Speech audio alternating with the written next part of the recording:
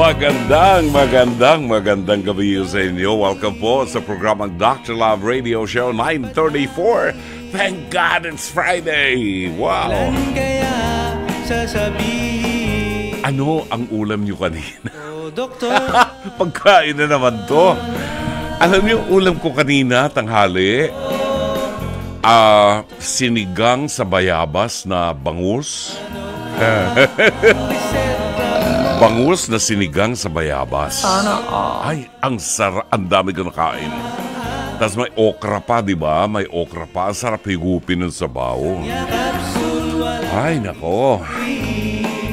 Welcome po sa ating programa, Dr. Love Radio Show. Hanggang mamaya po tayong alas 11 ng gabi. It's a Friday! March 15. Aba, bukas pala birthday ng aking anak na nasa Amerika, si John Joseph Banaag ng West Covina, California.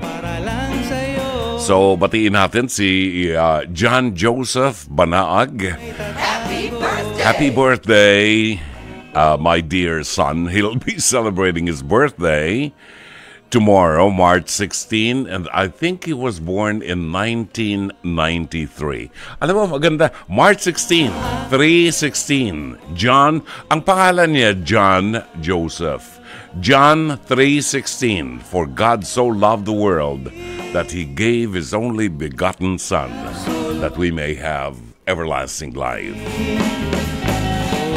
Napapakinggan ho tayo ngayong gabi sa 92.3 Radyo 5 True FM sa Mega Manila at sa iba't ibang himpilan sa Luzon, Visayas at Mindanao. Tayo rin po ay sabay-sabay na napapanood at napapakinggan sa Facebook pages ng 92.3 True FM at ng Dr. Love Radio Show ng Facebook page ng Dr. Love. Ayon.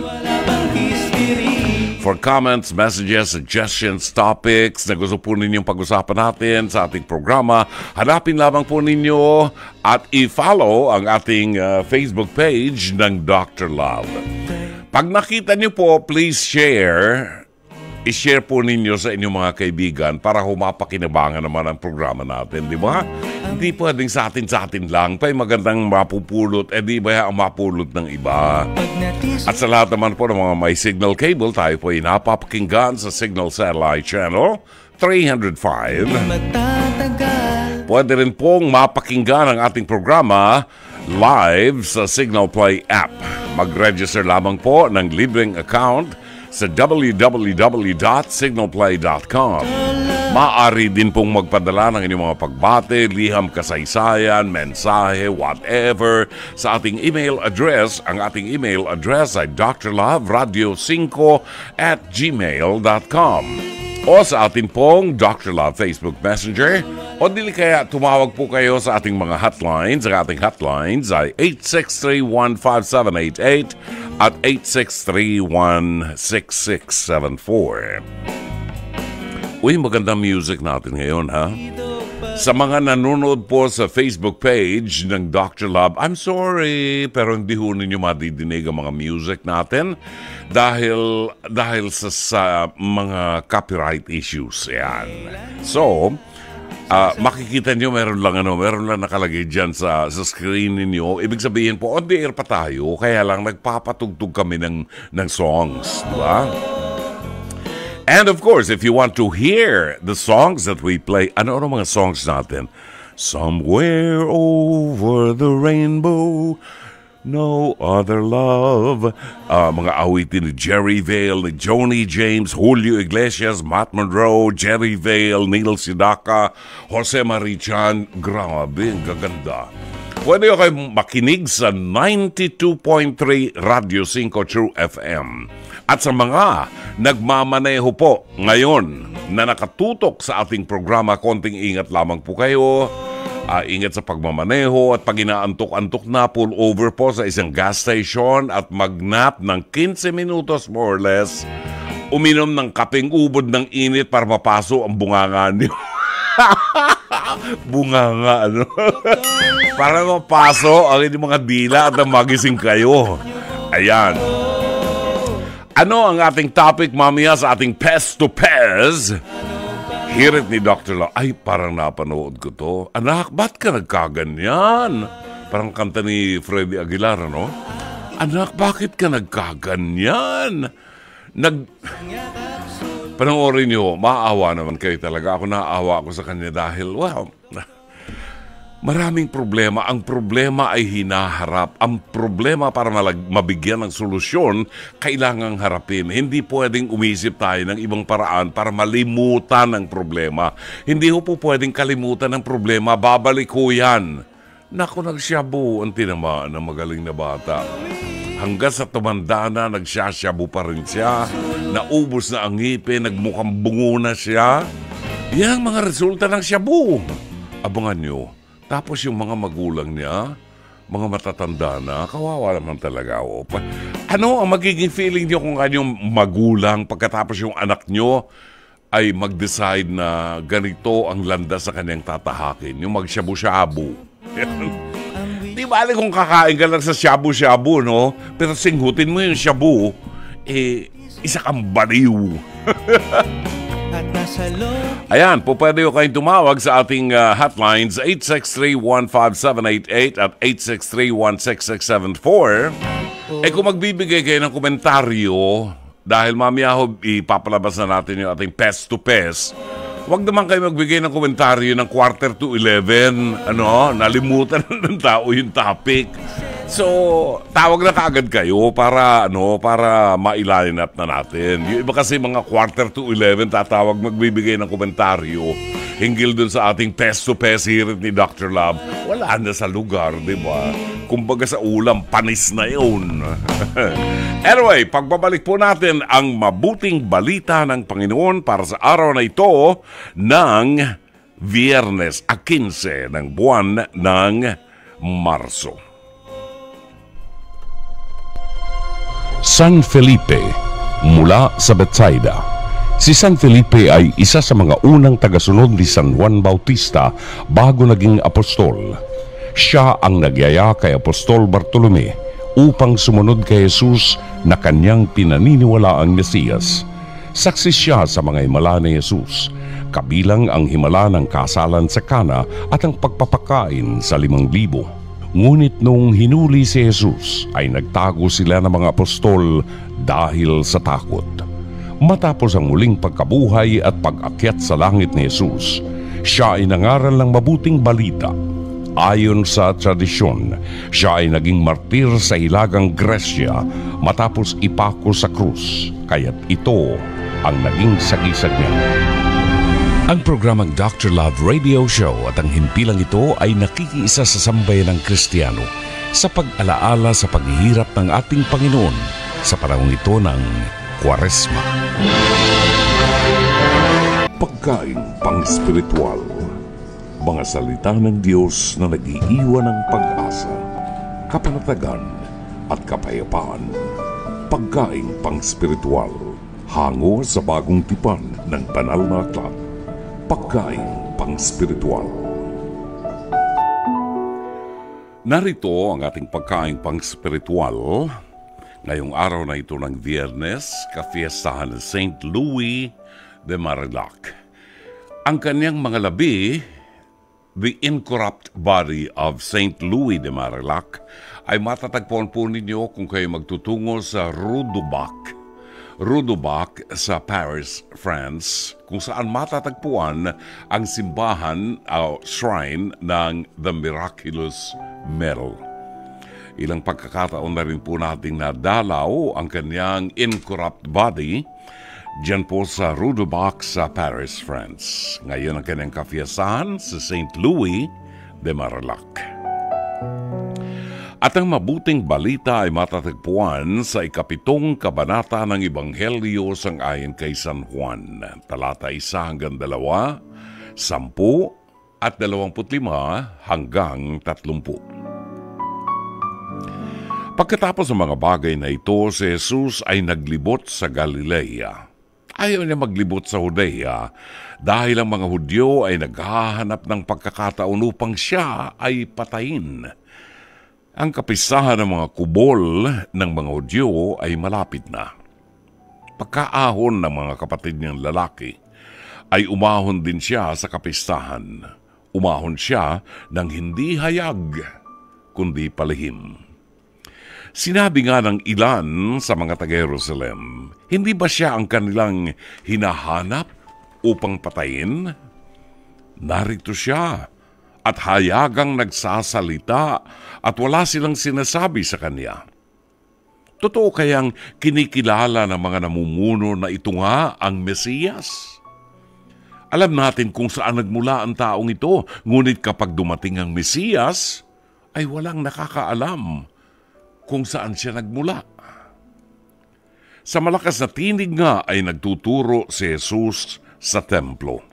Kanyang sinabi, "Kilala ninyo ako at alam ninyo ang aking pinagmulan. Hindi ako narito nang sa sarili ko lamang.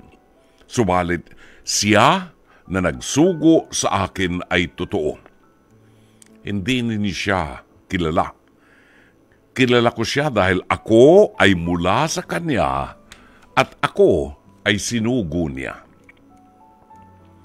Humahanap nga sila ng pagkakataon upang hulihin siya. Ngunit walang humuli sa kanya dahil hindi pa dumarating ang kanyang oras. Giliw na mga kapatid, ang mabuting balita ng Panginoon. Pagkain pang-spiritual, mga salita ng Diyos na nag-iiwan ng pag-asa, kapanatagan at kapayapaan. Pagkain pang-spiritual, hango sa bagong tipan ng banal na aklat. Pagkain. Alright, maraming salamat. 9:49 ang tumpak na oras. Aba, ang isa sa ating mga kaibigan, buhat po sa San Pedro, Laguna, ay may karamdaman. Tingnan ninyo ang closeness ng pagkakaibigan ni Riza Templado at saka ni Yek Lopena. Yan. Napakahusay at napakaganda ng pagsasamahan nitong dalawang to. Nag-text sa akin si Riza, sabi niya, "Brother John, pa-check po ng attendance at ngayon po, nakikinig kami dito sa San Pedro, Laguna at pag-greet po naman to get well soon. Si Yek, meron po siyang sakit. Inuubo po siya kahapon at may lagnat po." Ayan, tingnan mo, no? Alright, actually, nagkausap kami ni Yek Lopena kanina. At sinasama natin sa ating prayers for her to get well soon. Maraming salamat, Riza, ha? 10 minutes before 10 o'clock, samantalahin natin ang pagkakataon. Alamin natin kung ano ang ating episode sa bahaging ito ng ating programa. Ito po ay hinango namin sa itinampok na episode ngayon sa Face to Face sa Channel 5, TV5, alas 11 ng umaga hanggang alas 12 ng tanghali, Lunes hanggang Biyernes. Ito po ay may replay sa Signal TV 1PH Channel 1, alas 8 ng gabi hanggang alas 9 ng gabi.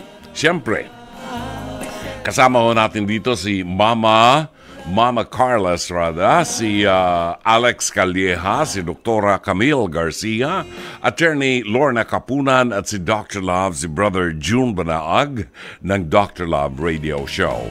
Atin pong panoorin ang tampok na episode ngayong gabi sa Pez to Pez.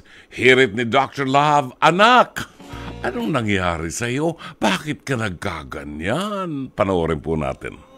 Nay, ano ho ang kwento nyo sa amin? Ano ho ang inireklamo ninyo?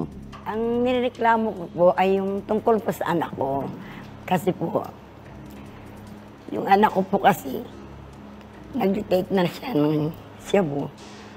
Kada dadaanan po siya ng mga kaibigan niya, nagsasyabu siya. Kahit wala na siyang maibigay na pambiling pagkain ng anak niya. Kasi may isa siyang anak na iniwanan niya. Kami mag-asawa ang nag-alaga, nagpalaki. Kasi hiwalay sila ng asawa niya. Ngayon nababarkada yung anak ko. Kaya sabi ko sa ngayon, sana anak, magtrabaho ka na lang. Kasi ang papa mo, halos di na makalakad. May sakit ang papa mo, hindi natin mapadoktor. Ilan po ba ang anak ninyo, Aling Eserita? 5 po ang anak ko. Pangapat po siya. So, okay. Siya lang ba itong napuntang nalululong ngayon sa masamang bisyo? May anak po akong pangatlo. Nalulong sa bisyo. Yun po yung pinatay siya. Ito yung pinatay ng dahil sa droga. Nabaril po siya. May babarilin po na kaibigan niya. Siya ang tinamaan. Okay. So, gaano na ito katagal na nangyayari? Ano po, noong 2001, January 23. Okay. Pero Nanay Lita, eto ngayong anak ninyo ay gaano na siya katagal na nalululong o nagda-drugs? Mula po nung mabarkada po siya. Kaya gaano na ho ito katagal sa tingin nyo? siguro mga 3 taon na po. 3 taon na. Kasi hindi nyo ba ito napadala sa... hindi po, nagagalit po siya sa akin. Talagang pag pinangangaralan ko po, sumasagot siya. Hanggang nag-aaway po kami mag-ina. Hanggang nagagalit din yung kapatid niya, sinasaway siya. Bet sumasagot ka kay mama ng ganyan. Tama naman sinasabi ni mama ng ganon. Sabi kong ganon, darating ang araw magsisisi ka. Hindi lahat ng oras malakas kami ng papa mo. Kung ganon. Tulad doon ngayon na may sakit yung papa niya, wala namang makatulong sa amin. Ano ang pagkakamali sa pagpapalaki natin? Ito ba ay maayos naman pero ang environment talaga, yung kapaligiran ay kasi nandoon? po maganda naman po ang pagpapalaki ko sa kanila. Alam po ng Diyos yan talagang kahit walang trabaho ang papa nila, talagang naglalabada po ako, namamalansya ako para mapag-aaral ko lang sila. Hindi nga po nakagraduate yun kasi po nung gagraduate na siya, nagtanaan. Tawagin natin ang anak ni Nanay Esther na gumagamit daw ng ipinagbabawal na gamot. Grace, pasok!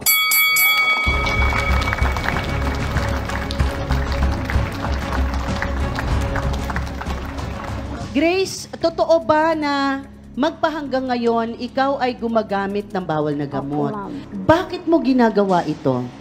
Ano po, pag sa tingin nakakaramdam po ako ng ano sa sarili ko. Kasi po, tingin ko po sa pamilya ko. Hindi po nila kapamilya kapag wala po silang napapala sa akin. Hindi naman po ako totally masamang anak po, kahit masamang ina, kapatid, lahat na po. Kasi po, pag magtatrabaho naman po ako, lahat naman sa kanila eh.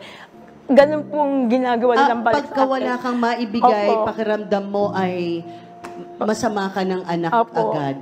Kaya po masasabi niyang masama na siya kasi nga nagagalit na po ako sa kanya. Kako, bet parang iba na naman ang tama mo. Ganyan ka sumagot. Di ba pwedeng tumigil ka na? Hindi ka na natutulog. Sabi kong ganun. Palakad-lakad ka na ng ganyan. Nagagalit po siya sa akin. Grace, ikaw ay isang nanay, ha? Opo. Tuwing iniisip mo na ikaw ay magda-drugs, naaalala mo ba yung anak mo? Sobra. Kasi po, sa Pero totoo, bakit mo ginagawa? hindi naman po ganun yung sinasabi lang talaga ng so, nakakaramdam lang po talaga akong ganun. Kasi po, sa totoo lang po, nung iniwan po ako ng tatay ng anak ko, halos grade 2 pa lang po yung anak ko. Mag-isa lang po ako nakikibakan. Pinaglalaban ko mga babuo kami. Kumbaga, wala pong dumamay po sa aking pamilya. Patuloy lang hanggang sa tumagal nga po, hanggang naging 27 anos na po yung anak ko. Ganun pa rin po. Mag-isa pa rin ako nakikibaka. Kumbaga po, parang pamilya lang po nila ako kapag meron nga po ako. Ang totoo nga po, sa labas po ako natutulog. Kasi nga po, parang pag nasa loob ako ng bahay ni mama. Sa labas ng ano? Sa kalye po. Bakit ka sa kalye natutulog? Hindi po pwede doon sa loob ng bahay. Pinaalis ka ba sa loob ng yung bahay? si kuya po, yung pangalawa ko pong kuya. Bakit, Grace? Yung po yung madas kung kawin na madas nang bubugbog po sa akin. Kahit ito na po edad ko, binubugbog pa rin ako. Ilang taon ka ba ngayon? Ano po, 46 po. 46. Opo. Naiintindihan mo siguro na baka ganito ang nangyayari dahil Opo. ito ang pamamaraan nila para disiplinahin ka at para tumigil ka sa pagdadrugs mo? Tanggap po naman po, ma'am, yung nagiging mali ko sa buhay. Ang hindi ko lang po matanggap. Bakit sa dami po? Marami po kami magkakapatid, lahat po. Pero iba po talagang turing nila sa akin. kumbaga po, kahit harap-harap po nagugulpi ako, imbis awatin nila, ang maririnig ko pa po sige, gulpi mo po yan, masyadong bastos yan. Sa totoo lang po, lagi po, yung kuya ko pong pangalawang laging gumugulpi sa akin. Kahit nakikita po nila. Ano ang dahilan sa tingin mo? Siguro nga po, yung palasagot po kasi ako kay mama, kay papa. Pero po, kasi feeling ko nga po, hindi ako nagiging tama sa kanila eh. Basta nararamdaman ko lang po na tama ang ginagawa ko kapag may trabaho po ako, yung nabibigay ko po mga gusto nila. Hindi naman po kasi ako masamang anak eh, pinapalabas lang nila. Hindi po totoo yun kasi po, kung hindi namin siya mahal, iniwanan siya ng asawa niya, kinupkup namin siya. Yung anak niyang maliit, iniwan niya. Kami po nagpalaki. 26 na po yung anak niya. Oh, 26, lalaki. Ngayon nagkaroon din niya ng problema, nagkasakit yun. Ginagapang namin siya mag-asawa kung saan doktor namin papacheck up. Maliit pa po naiwanan niya. Maski anong gawin namin sa kanyang pangaral, siya ang nasusunod. Kaya yung sinasabi niyang pag meron siya, mahal namin siya, hindi sa ganun. Magbago ka lang, parang awa mo na. Talagang magbago ka lang, parang awa mo na. Baka dito sakaling matulungan ka namin, lalong-lalo na ang mga magulang mo at ang anak mo na hindi umabot din sa kalagayan mo ngayon. At ang anak ko lang, ma'am, yung bang natatakot ako, baka malulong talaga ng gusto. Ang gusto ko lang sana po, mayroong makaano sana kung makumbinsi itong maparehab para sa ganun. Kasi sa totoo lang po, ma'am, marami po anak mga gumagamit talaga. Mula sa panganay ko, ito, sa bunso ko, may mga pupa akong gumagamit. Ito, nung magandang trabaho ko, sila lahat kinukuha ko. Dahil sa maliit nga ng bahay namin hindi dinadala ko sila doon sa pinagtrabuhan ko kasi naging dispatcher pa ako sa taxi. Maluwag ang grahe. So, ang may-ari naman, talagang mabait naman sa akin. Ayan, magsaksi sila, yung apo ko, yung anak nito. Sakripisyo ko sa anak nito, hindi lang na medyo nagkaroon ng ma'am. Na-confine talaga siya sa mental. Na-confine ba, Nanay Esther? Pina-check up namin sa mental clinic po yun. Kasi para kung ang sabi ng doktor, nag-depress daw sa magulang. Yes. Oo. Obviously, what we see now before us, before our very eyes, is the work of the devil. Ang intensyon ng diablo sa daigdig ay wasakin ang simbahan ng Diyos. Wasakin ang pamilya na kumikilala sa Diyos. At ang pinakamadaling pamilyang wasakin ay yung pamilyang walang panahon sa Diyos. Kay Nanay Esther at kay Tatay Alejandro, ito na ang pinakamasakit sa isang magulang na makita mo na ang iyong anak na nung maliit pa inaalagaan mo at the age of 40 plus, 46, nagkaloko-loko ang buhay. Wala na siyang magagawa. Ito ay indikasyon din ng ating lipunan at ang suliranin natin sa ating lipunan na palagay ko'y dapat i-address ng ating pamahalaan sapagkat marami nang naaapektuhan dito sa droga na ito. Ang tanong ko ngayon kay Grace, gusto mo pa bang magbago? May willingness ka na magbago ka? Ano ang pagbabagong gusto mong mangyari sa iyo? Number one po, yung pinaayaw ng magulang ko sa akin, yung pagbepisyo, tatanggalin ko. Sisikapin po. Gagarantiyahan ko sa iyo, mahal ka ng mga magulang mo. Kasi kung noon pa, hindi ka minahal, pinabayaan ka na. Pero lumaki ka at hanggang ngayon, inaalagaan ka pa, concerned pa sa iyo. So, obviously, alam natin ang problema na sa atin na. At kung may intention ka na magbago, maaaring may mabago sa iyo sa tulong ng panlabas na tulong, no? At yun ang ating i-address. Grace, kung meron kang problema, ang problema ay ina-address, pinag-uusapan, dahil may solusyon sa bawat problema. Kung ang solusyon sa iyo ay droga, hindi matatapos ang problema. So, i-address natin ang problema at natutuwa ako na mayroon kang intensyon na magbago. Maraming salamat, Mama Carla. Maraming salamat din, Brother June. Actually, talagang tutulungan ng face-to-face ang kasong ito ni Grace. Ang solusyon lang talaga dito ay mabigyan ng evaluation si Grace at pagkatapos ay i-rehab. Ay dito makikita ho natin talaga ang tunay na pagmamahal at pagkalinga ng mga magulang, hindi lang ng ina kundi ng ama. At nakita rin natin ang suliranin ng ating lipunan na hindi pa hanggang sa ngayon ay hindi pa masolusyonan ng mga namumuno ng ating pamahalaan dahilan sa kumakalat din yung ibang mga balita na mga ibang alagad ng batas na siyang katuwang din sa pagkakalat ng droga. Yan. Paano mabibigyan ng solusyon? Pwede kayo makapag-ugnayan sa atin kung mayroon kayong mensahe. Itawag niyo lamang po sa ating hotlines 863-1578 at 863-16674.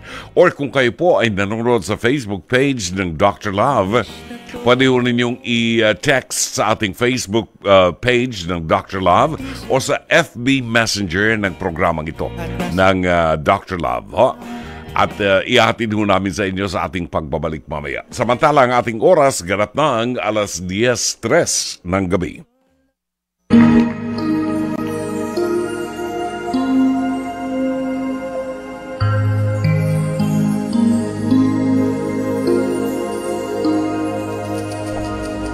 O Kristo, punong-puno ng pasensya, sa puot ng kaaway, sa dagok, sa hampas, sa dugot hirap, tulungan ninyo kami. Sa pagtimpi sa tumutuligsa sa amin, tulungan ninyo kaming tiisin, pagsubok ninyo sa amin. Tingni ang tao. Tingni Diyos na tao. Hinugdang muli si Jesus, niyong mga lilong loob, at wala mang mag-uutos, hinampas ng puot buhos, walang tikis yaong paghayop. At sa ulong banal, tinik na korona pilit ipinasok, pilit pinatungan, tinik sa hiniwang ugat at uliran, dinuraan at hinalakhakan, kunwa ay hari-harian. At kanilang hinalinhan, damit na pula ang kulay, sabay na pinatangnan ng isang tuyong kawayan.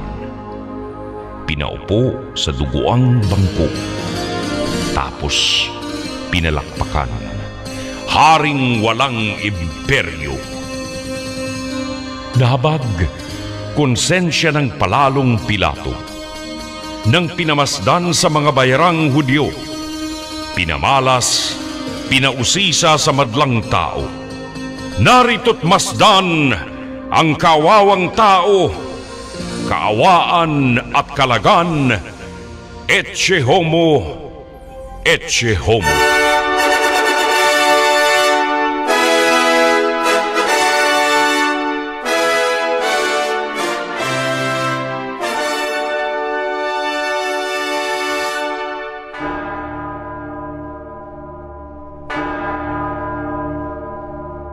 Ang tinig ni Neil Sedaka at ang awiting All of a Sudden, 18 minutes after 10 o'clock.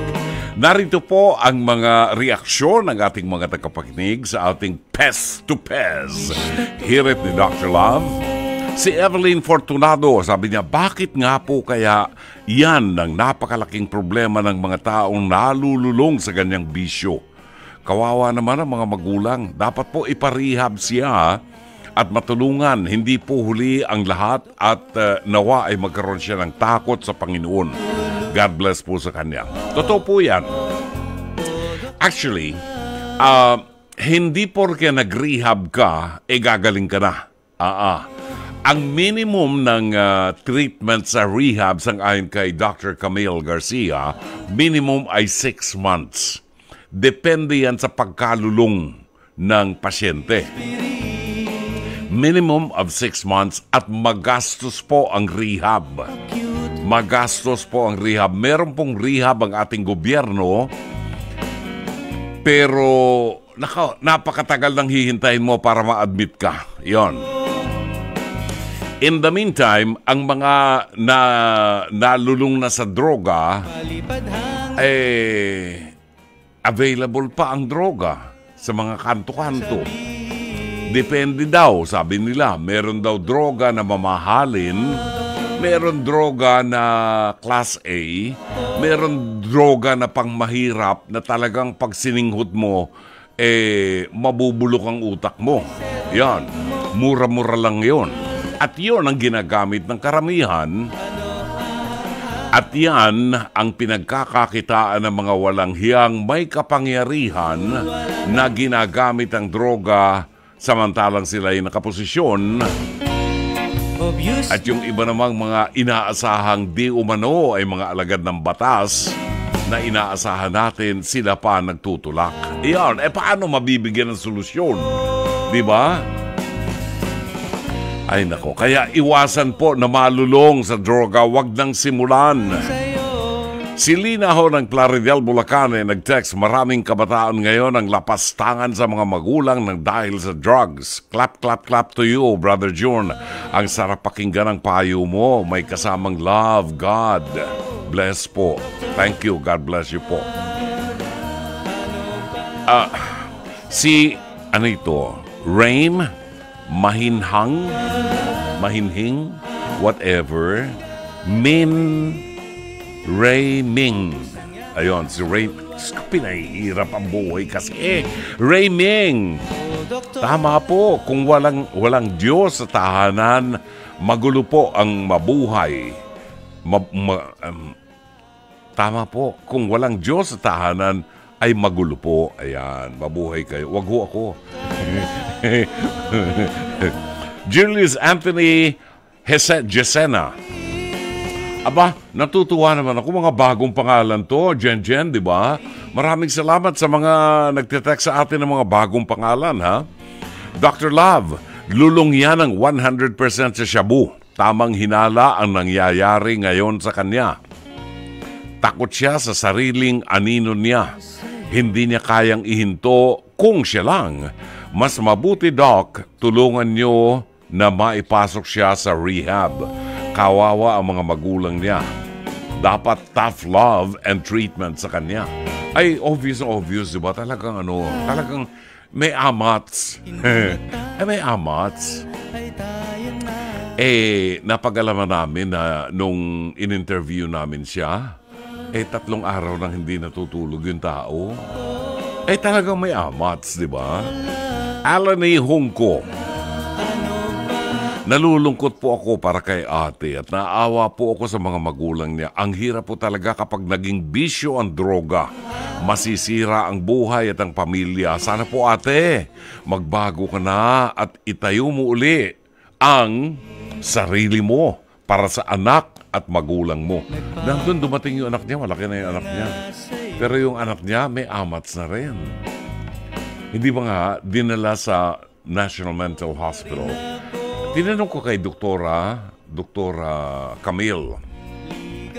Yun pala, makinig kayo, yun pala, nang pinagbubuntis itong anak niya, hindi pa siya nagdodroga. Hindi pa siya nagdodroga. So, pinagbubuntis niya yung anak niya, hindi pa siya nagdodroga. Pero yung asawa niya, yun, may amats na yung asawa niya. Ibig sabihin, yung similya na nanggaling doon sa asawa, panis. Ayan. Panis na sa droga. Kaya, ang bata na walang kaalam-alam, naging biktima rin ng droga. Di ba?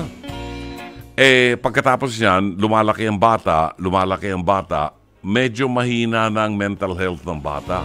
Naharap ngayon sa mga problema, na-depress ang bata Ayun, itinakbo sa National Mental Hospital. Kaawa-awa naman yung mga pamilyang yan.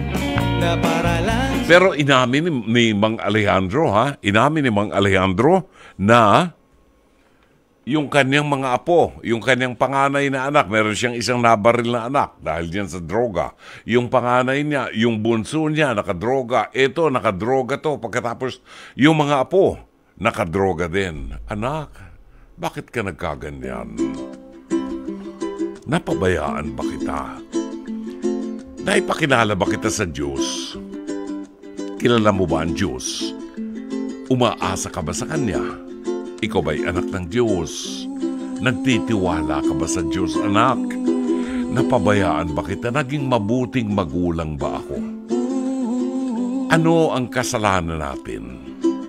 Ang lipunan natin at ang pamahalaan, may kaugnayan ba rito? Nabibigyan ba ng proteksyon ng pamahalaan laban sa mga droga at mga bisyo ang kabataang Pilipino?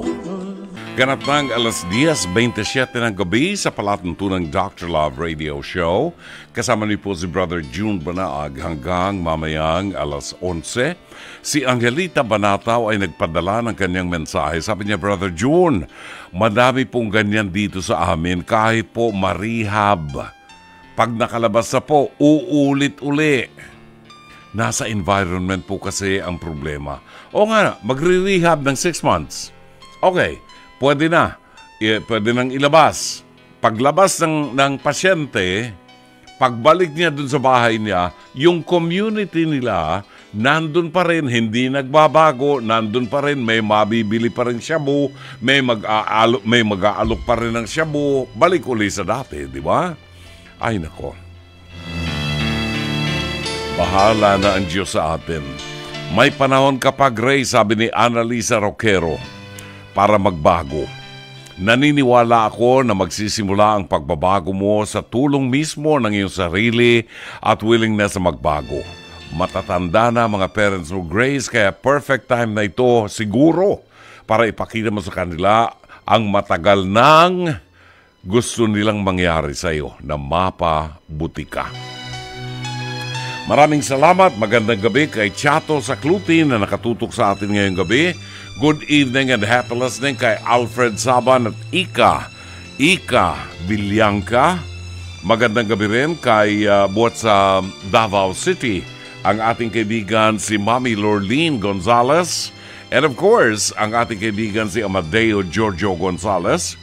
Dito po sa National Capital Region sa Metro Manila, binabati natin si Elizabeth Villa Gonzalo ng Makati, si Myra Bulisay Lee ng Quezon City at sa Baguio City. Nandiyan naman po si Marivi Viola. And siyempre, ang ating kumare na si kumaring Zenny Dayang Hirang. Magandang gabi and happy listening. Ang kaibigan natin si Engineer Mercy Santos ng Pasig City. Good evening, Pards, at maraming salamat doon sa yung phone number ng electrician. Thank you. Bago natin tunghayan ang ating liham kasaysayan, si Annalisa Fragato Roquero buwabati ng happy weekend buhat sa CAA Las Piñas City. Edwin Romero, Brother June, Blessed Friday, watching you live on Facebook here in the City of Angels, Los Angeles, California. Pacheck lang po ng attendance at pabati naman po ang aking pinsan na si Marisa ng Paris, France. Pavi. Who is also a subscriber ng inyong programa. Thank you very much. Maraming salamat, Marisa. Buongiorno. Ay, hindi. Italian pala yun. Je t'aime. Good evening, Brother June, and happy weekend. Buhat naman kay Andrea Enomoto ng Tokyo, Japan. Christian Yabut ng Navotas. Vega Castuera Nerissa ng Santa Rosa, Laguna. Good evening po at shout out po sa nanay ko na nakikinig ngayon sa inyo, si Elizabeth Castuera ng Santa Rosa, Laguna. Wilms Reyes, magandang gabi. Dr. Love, I'm watching and listening to your program. by the way, I just want to thank you for always giving us every night. For always giving us every night 3 Gs. Ano yung 3 Gs? Nympha Verano Mandasok. Good evening, Dr. Labo at sa Camaratuan City sa Nueva Ecija. Ricardo Sales, nagpapacheck ng attendance. Binabati ang nanay niya na si Marieta Sales ng Celia 1 Street, Malabon City, at si Carla Catalan ng Santa Mesa, Manila. Ang pagbati buhat sa Cavite City kay Ricardo Sales. Eugene Bangkiles, buwabati na magandang gabi from San Andres, Quezon. Wow, layo niyan, ha? Dorina Villaruz Figueroa ng Gagalangin Tondo, Chato Sacluti ng Novaliches, Quezon City, Shari Picho ng Seattle, Washington, Lina Ho ng Plaridel, Bulacan, Angelita Banatao, Alani Junco, Judith Vicente, Felicidad Antiporda, maraming salamat sa itlog na pula na maalat. Hindi masyadong kaalatan. Tamang-tama lang. Thank you, Baby Antiporda ng Binangonan, Rizal. Marvin Riabad, isang maganda at formal na gabi sa iyo, Brother June, dahil naka-quote po kayo. Attendance check from North Caloocan. Giniginaw lang ho ako. Ano ba? Teresa Obosa, magandang gabi, and Emerson Alvarez, nagpapacheck ng attendance from Pasig City. Ang oras natin, alas 10:33. Atin pong tunghayan ang isang liham kasaysayan padala sa ating palatuntunan ni Jericho ng Cavite. At nais nating tawagin ang pansin ng mga magulang ng mga taong ikakasal in the very near future. Sa mga ikakasal, pakinggan po ninyong mabuti ang liham kasaysayan na ito. Kaya kay Mike Santillan, ito ay isang magiging mabuting aral sa iyo, sa iyong nalalapit na kasal, di ba? Although hindi ko pa nakikita ang iyong girlfriend, wag mo akong hamunin, ha, Mike? Napakaganda po kasi ng kasaysayan na ito buhat kay Jericho. Narito ang kanyang liham kasaysayan. Dear Dr. Love, magandang gabi po sa inyo at sa lahat ng sumusubaybay sa inyong programa. Isa rin po ako sa masugid ninyong tagapakinig. Ako po si Jericho, 33 anyos, mula po sa Cavite.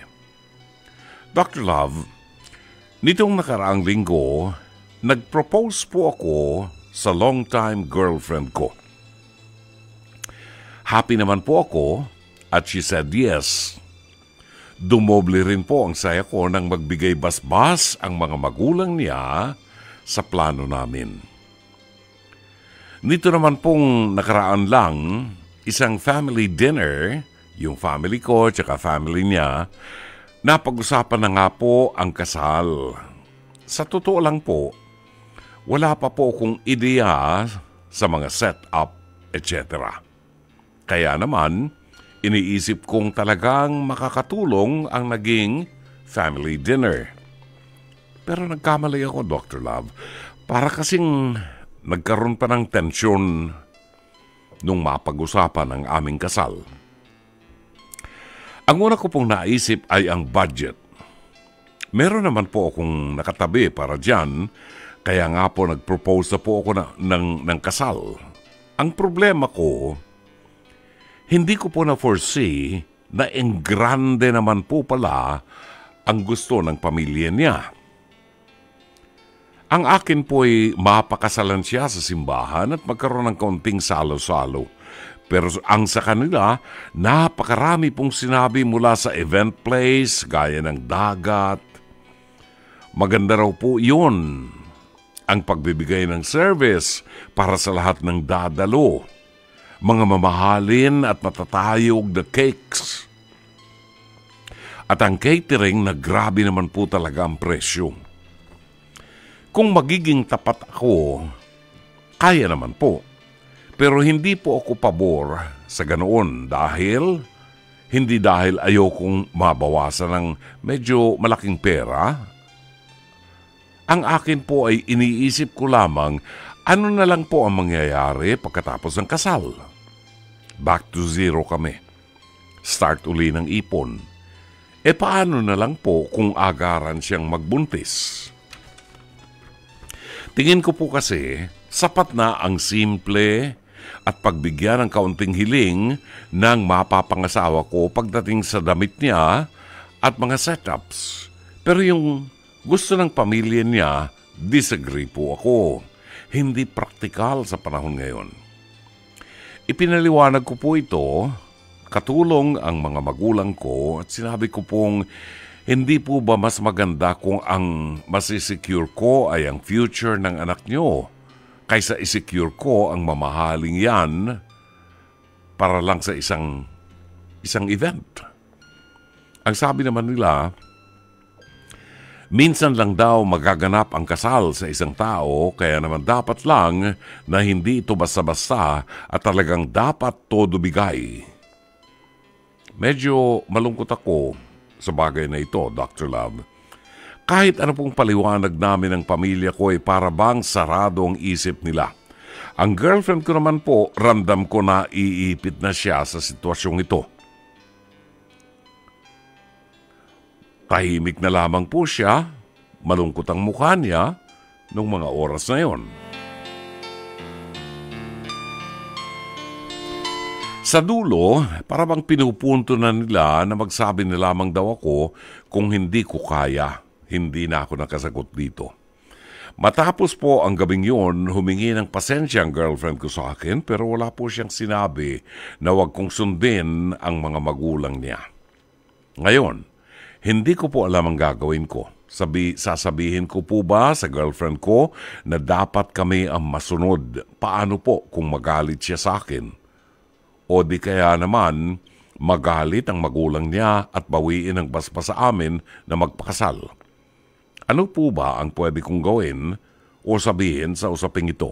Gumagalang, Jericho.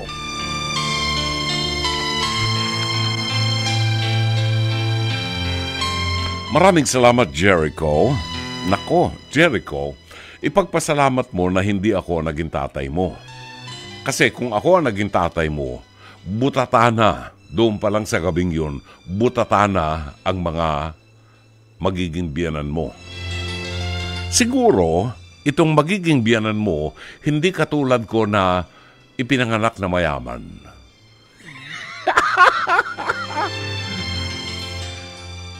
Talagang sobra ang pangarap nila. Hindi ko alam kung pwede ba nilang sagutin yung mga event na yan kung hindi mo kaya. Actually, hanga ako sa'yo. Dahil may pera ka namang naipon. At tama ang takbo ng isipan mo na isecure mo ang kinabukasan ng pamilya mo. Lalo na ang asawa mo na very soon ay magdadalang tao pagkatapos ng kasal. Di ba? Isang malaking katangahan ng mga magiging biyanan mo, pakausap mo sa akin yung mga biyanan mo pag hindi nagisingin sa katotohanan Kung ang apelyido nila Rojas, Sobel, Ayala, C, no? Ano pa ba? Kung yun, ang kanilang apelyido, Marcos, ayan, no? Kung sila ay ganyan ang apelyido, sila nang sumagot. Hindi ba maganda na sabihin nila, pwede ba, Jericho, magpo-propose kami dahil ito'y minsan lang mangyari. Gusto sana namin yung hindi malilimutan. Pwede bang kami na lamang ang gumastos sa reception? Yan. Kami na lamang ang gumastos sa reception at kung anumang pera ang naipon mo, ilaan mo na lamang yan para doon sa panganganak ng aming anak. Di ba? Kung gusto mo, ang plano ko sana, ipakasal kayo sa Manila Cathedral at si Pope Francis ang aaniyahan natin na magkasal sa inyo, di ba? Ililipad natin sa Alitalia Airlines si Pope Francis papunta rito sa Pilipinas para ikasal kayo. Pagkatapos ang reception, dahil gusto namin talagang yung hindi malilimutan, ang reception dali natin sa Malacanang. Diba? Ako na makikiusap kay Presidente na kung pupwede doon sa kanyang tanggapan gawin ang reception. At ang magiging panauwi natin, lahat ng pinakamayayaman sa Pilipinas kasama si Brother June Banaag. Hindi pwedeng maiwan si Brother June Banaag. Diba? Kung ganun sana, okay. Pero kung hindi sila maglalabas at katulad ko silang patay gutom at hampas lupang manggagawa ng Panginoon, nangangarap lang kayo mga ateng. Nangangarap lang kayo, dream on. Kakainis ha? Mabuti hindi ganyan yung mga naging biyanang ko. Talagang sasampigahin ko yung biyanang ko lalaki pag ganyan siya. Di ba? Sang-ayon ako sa iyo. Okay, himayin natin itong bagay na ito. Natatakot ka na baka iatras ang pagbabasbas ng magiging biyanan mong hilaw sa iyo. Walang kwenta yan. Kahit iatras niya ang basbas niya, nabasbasan na kayo eh. O ano pang iatras niya? Ano?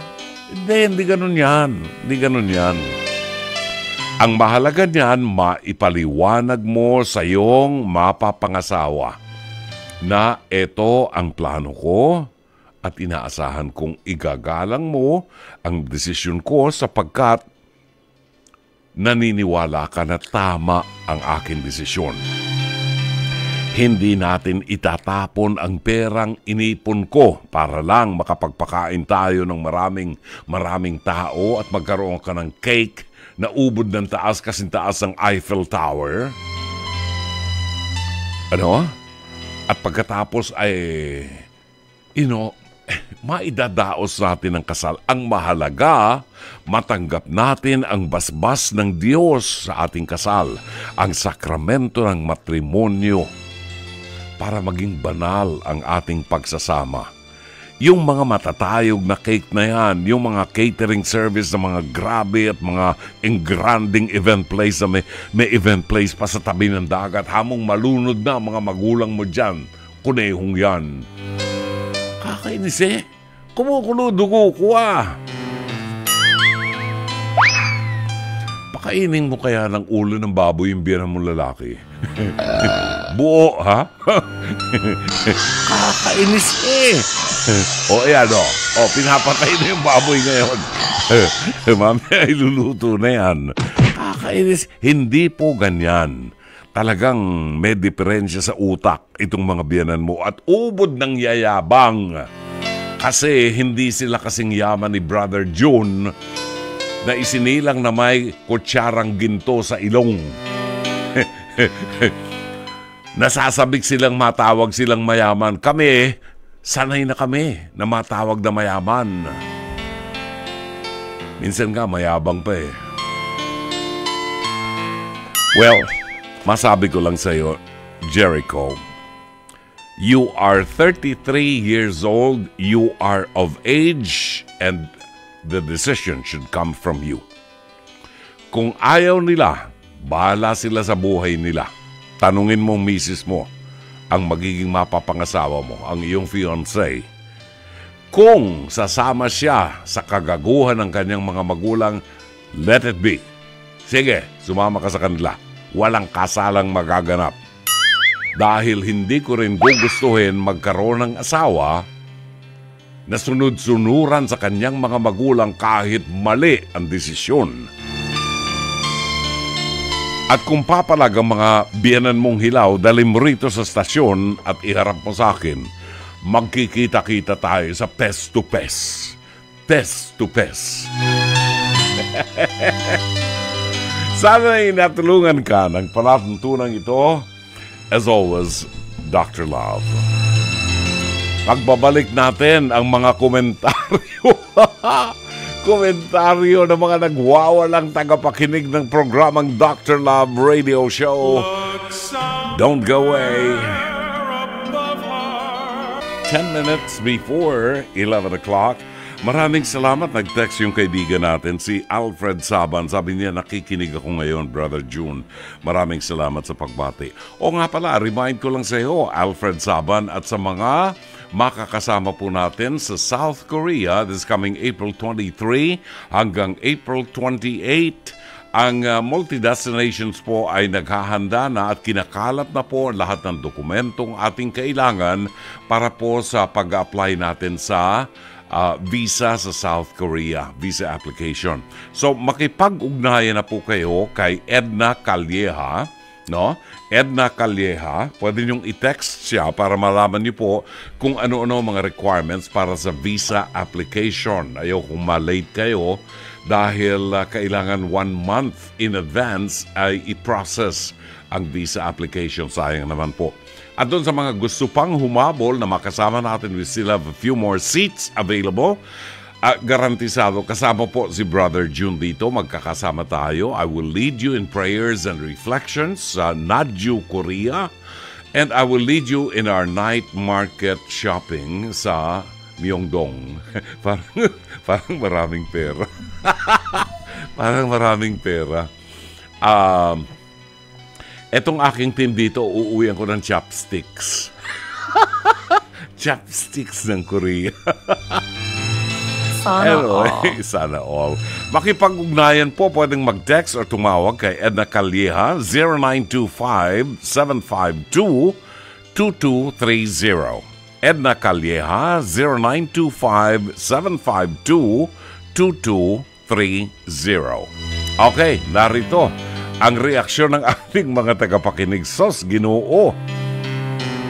Si Aling Lourdes ng San Fernando, La Union. Magandang gabi, Aling Lourdes. Real quick, magandang gabi. Isang pinagpala, mabiyaya at whatever chumachenes sa gabi. Aling Lourdes.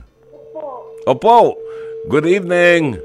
Brother, sobra namang maluho naman yung magiging biyanan ni Jericho na yan. Oo nga. Gusto matataas na cake, ang reception sa tabing dagat. Mayroon ba silang ilalabas na pera? Kung meron, hindi sila magbayad. Kasi ganito po, brother, may ko lang po. Kasi po yung pinsan ko, 2 beses po siyang ikinasal. Sa huwes at sa simbahan. At yung grande po yung handaan. Basta may pera, okay lang? Opo, pero ang nangyari po naman kasi, naghiwalay din po sila pagkatapos. Ay, hindi kasalanan ng kasal yun. Kasalanan nila yun. Kaya nga po, wala po sa ingranding kasal po magiging po ng kanilang pagsasama, kundi hindi garantiya yon. Hindi garantiya yung granding kasal na magsasama kayo habang buhay. Pinagtatrabahuhan niya ng mag-asawa. Opo. Okay, sige. Kaya ang mensahe ko lang po para kay Jericho, ay naku Jericho, ano ba yung magiging biyanan mo na yan? Sobra naman yan. Ay naku, sana naman magising sa katotohanan niya na na mali yung kanyang gusto na na engrande. Oo. Sige. Ang po kasi niya, yung totoo po talaga na tama po si Jericho na kailangan po niya yung magiging kinabukasan nila. Okay, very good. Sige, thank you, Aling Lourdes ng San Fernando, La Union. Si Jappy Castro, yung kaibigan ko. Si Jappy Castro, sabi niya, ang ganda ng music mo, Brother June. Ako'y nagmamaneho pa and I'm listening to your music. Agree ako sa sinabi niyo tungkol sa mga biyanan. Di ba? Sa mga katulad nating mga hampas lupa at patay gutom na manggagawa ng Panginoon, mahalaga ang bawat sentimo. Ilagay natin yan para masecure ang ating pamilya. Jappy, salamat ha. Pakikumusta ako kay kay Consi ha. Tagal na kami hindi nagkikita ni Consi. Thank you, Jappy. Si Lance Abelion, sabi niya, may komento po ako sa problema ni Jericho. For me, it's not on how grand the wedding is. It's about the sacrament. Tama nga naman. It's about the love two people have for each other. Wala po sa pabunggahan ng kasal. Nasa tapat na pag-iibigan yan. The simple, the better. Ganito na ba ang sukatan ng kasalan sa pabonggahan ng event venue at kung ano-ano pa? Isip-isip din po pag may time. Yan, buhat yan kay Lance Abilion. Kasi Lance, alam mo naman, siguro yung magiging biyanan niya, hindi kasing yaman natin. Na gusto in grande ang kasal ng kanyang anak. Wala naman silang ilalabas. Kung silang gagastos, edi okay lang. Walang problema, di ba? Okay, tingnan natin yung ibang mga meron pa ba tayo? Mike Santi. Meron pa ba? Si Sherry Picho. Congratulations, Jericho, sa planong pagpapakasal. You need to talk heart to heart sa girlfriend mo at anong klaseng kasal ang gusto niya talaga. Mas importante, ma-receive ang sacrament of matrimony. Need ipaunawa sa mga magulang ng girlfriend mo na hindi ibig sabihin may naipon ka pwede na nilang todo gastos. All the best and Santi, all the best and pray for guidance and wisdom. Ayan. Emerson Alvarez. Tama si Jericho, Dr. Love, sayang ang pera, gagastusin sa hirap ng buhay ngayon. Super yabang, magiging biyanan niya, hilaw pa. Emerson, salamat. Herbert Ariate, Dear Jericho, ikaw ang magpasya, decision is yours. Sayang ang money. Yon. At kung sakali pong meron kayong mga problema na gusto nyong idulog sa ating palatuntunan, pwede po ninyong i-email yan sa ating email address, drloveradio5@gmail.com, or i-text po ninyo sa Dr. Love Facebook Messenger. No? Dr. Love Facebook Messenger, nang sa gayon po ay mabigyan daan natin sa ating programa. Maraming salamat po sa inyo. Sa ngalan po ng ating General Manager, Mr. Raul de la Cruz, ang ating Production Manager si Alvin Maanyo, Operations Manager po ng 92.3 Radio 5 True FM Cherry Baile, ang ating pagkababait na mga producers, Jen Ganda Morales at Mike Santillan, na hinahabol ng babae. Napakahirap mahuli. Ang ating naging direktor ngayong gabi, si Direk Sheikh Mamaril, ang ating technician, Rome Ortigas, at ang ating PA and avid operator, Mike Bulayog. Ito po naman si Brother June Banag, OP, hanggang sa Lunes ng gabi. Magandang gabi, maraming salamat. Shabbat Shalom.